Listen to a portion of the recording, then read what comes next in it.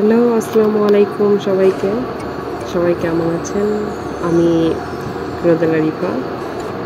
আজ প্রিয় কবি রবীন্দ্রনাথ ঠাকুরের ১৬৪তম জন্মবার্ষিকী।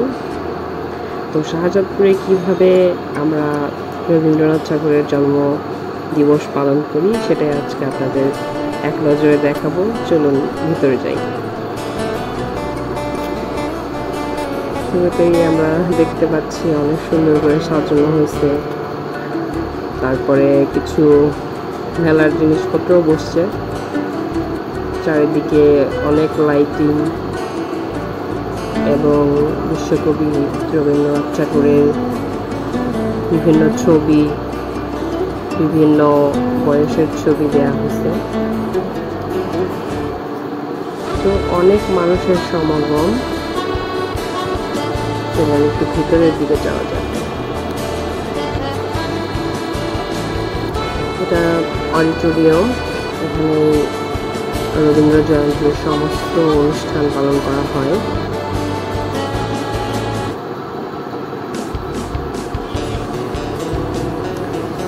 ভিতরে প্রচন্ড গরম, সেজন্য তাড়াতাড়ি বেরিয়ে আসলাম। এখানে অনেক সুন্দর আলপনা করা হয়েছে। আলপনা আমার অনেক ভালো লাগে। আসলে এটা একটা ট্র্যাডিশনটা অনেক সুন্দর হয়েছে। বিভিন্ন জায়গায় প্ল্যাকার ব্যানার দেওয়া হয়েছে। এই তাল গাছটা দেখে একটা কথা মনে পড়ে গেল। তাল গাছ এক পায়ে দাঁড়িয়ে, জাদু আছে কিন্তু। এখন কাচারি বাড়ির ওইদিকে একটু ঘুরে আসি।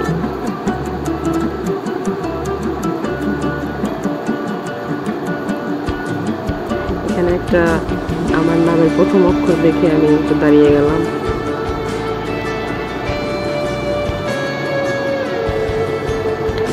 যা লাইটিং হয়েছে না, অনেক অনেক অনেক কিউট। এগুলো দেখলে সবাই ছবি উঠাইতে ইচ্ছা করে। ফুল ছেঁড়া কিন্তু নিষেধ। এটা একটা জারুল গাছ। দিনের বেলা হলে দেখাইতাম, এটা প্রচন্ড ফুল ফুটছে।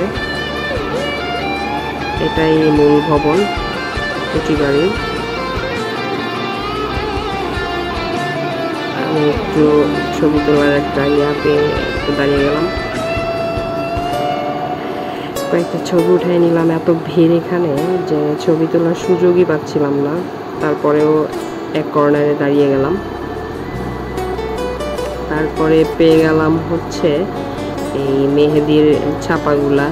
ছোটবেলার কথা মনে পড়ে যায় এগুলা দেখলে। তারপরে দেরি না করে নিজের হাতে লাগিয়ে নিলাম। সুন্দর না? দেখতে কিন্তু বেশ কিউট লাগে এগুলা। পাশেই চানাচুর, ঝালমুড়ি,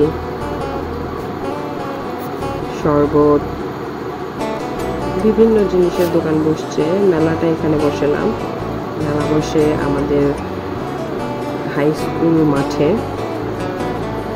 আমরা ওখানে যাইনি আজকে, কালকে ইনশাল্লাহ ওদিকে যাব।